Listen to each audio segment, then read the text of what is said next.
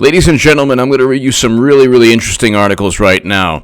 Wall Street Journal today, how Trump has kept near unanimous GOP support through impeachment. The unity is the byproduct of the White House charm offensive and the president's raw political power over his party.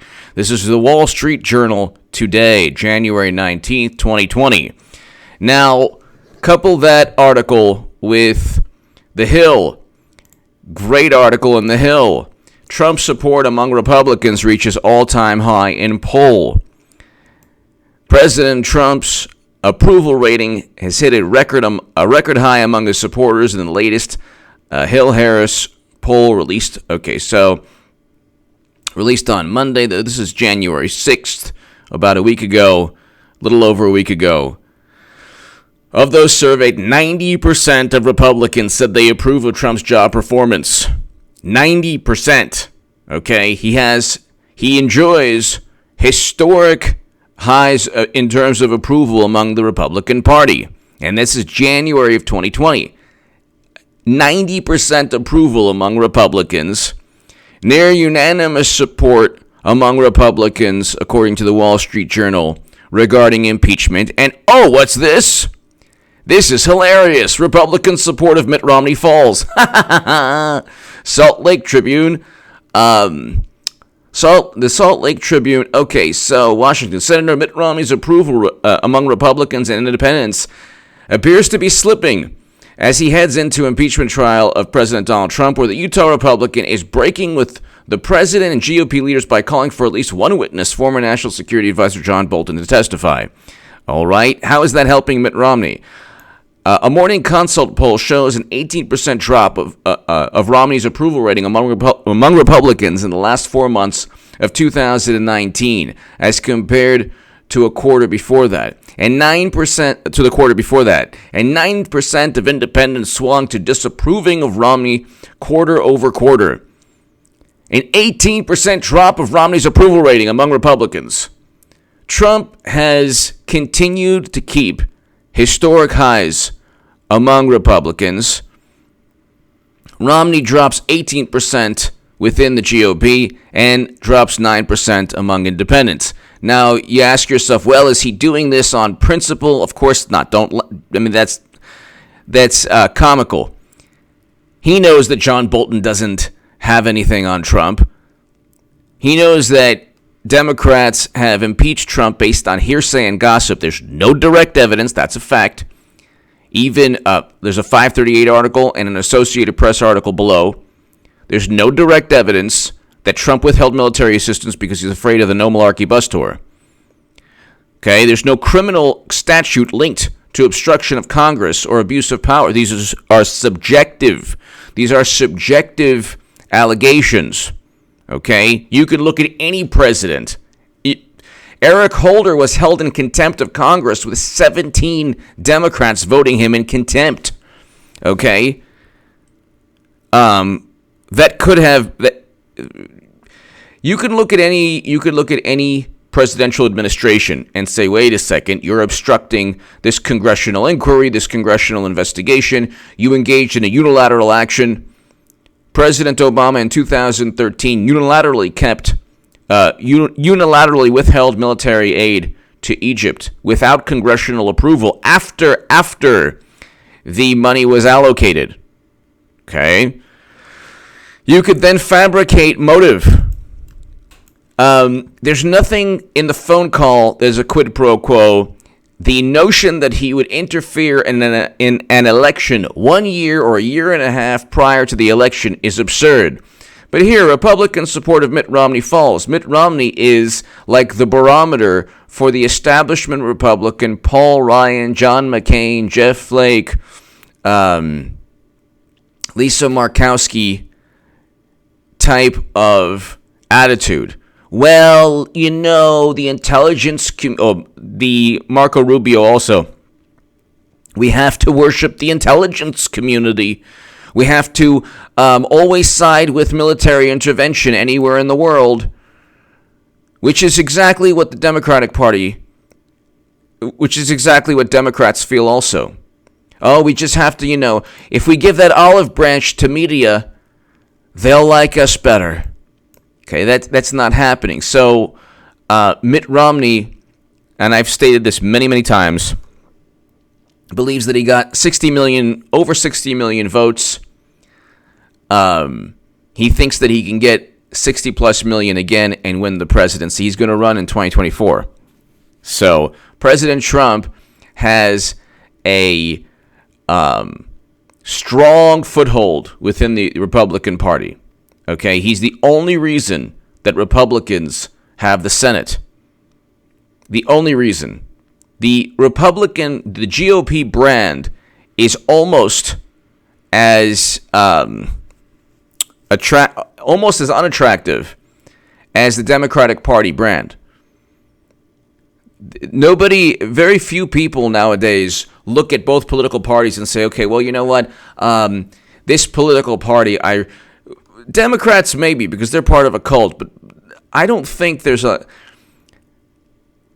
Okay, I'll just put it this way. Trump supporters aren't voting Trump because of the fact that he's a Republican. They're voting for Trump or they like Trump because he's unique.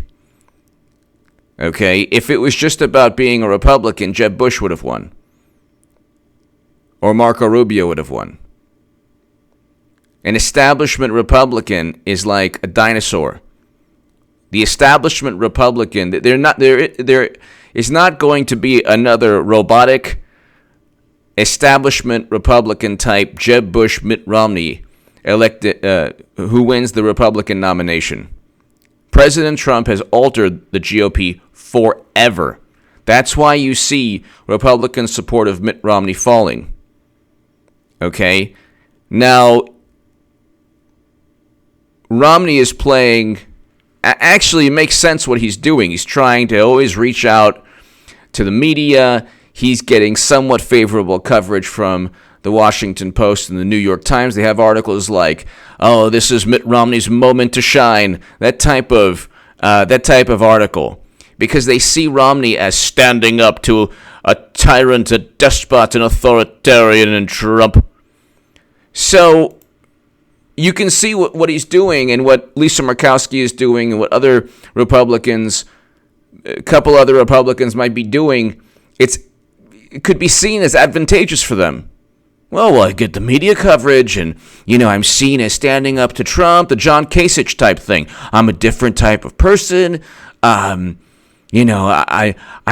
proven myself to be independent. But see, that's not the way posterity and history, and that's not the way voters are going to look at things in 2020 or in 2024. They're going to say, okay, you sided with a very corrupt media and a corrupt Democratic Party that sold its soul to the intelligence community, that sold its soul to public relations. So that's the thing. But if you look also, before we get to the Hill article, Trump support among Republicans reaches all-time high in poll.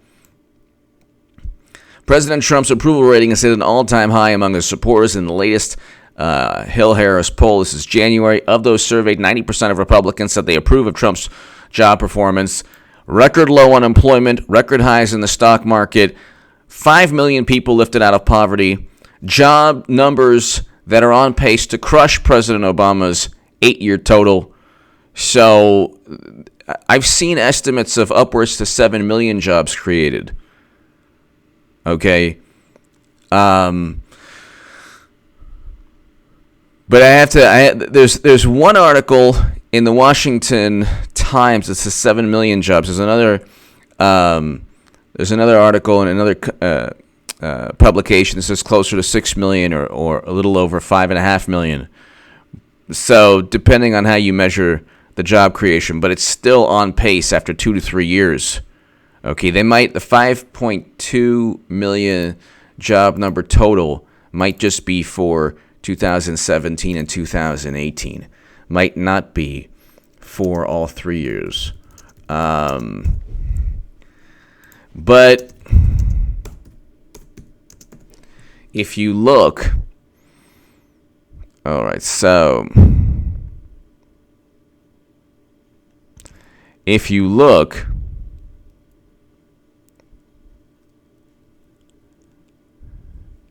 at approval by state.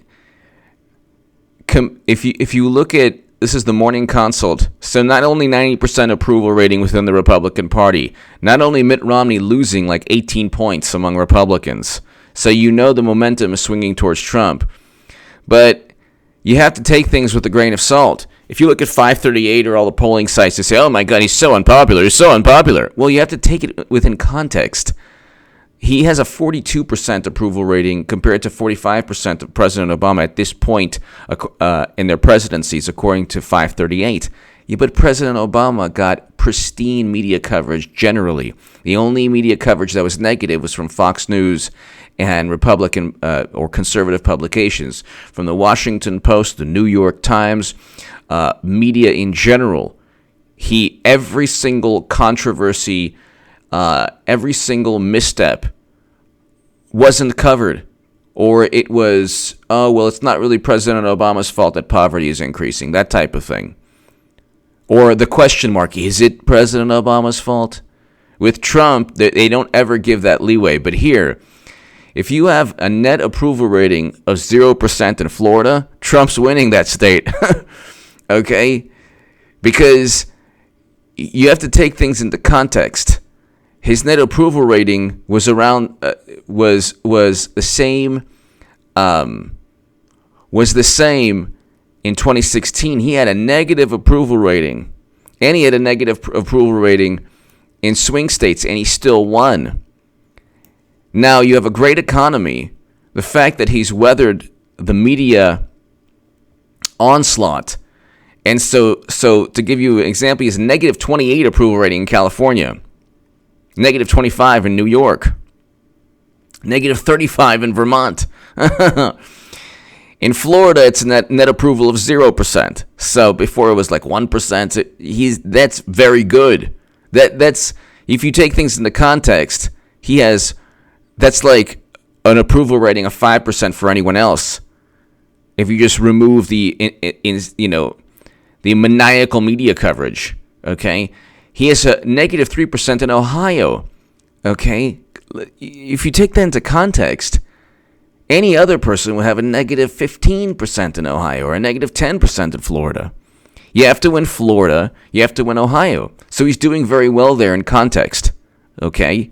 Pennsylvania, negative 6%. I'll even say that President Trump is doing great in Pennsylvania compared to, if you look at his approval within his political party, so people are going to vote for Trump. He's going to bring out the vote. There's no doubt he will bring out the vote in 2020. There's no doubt.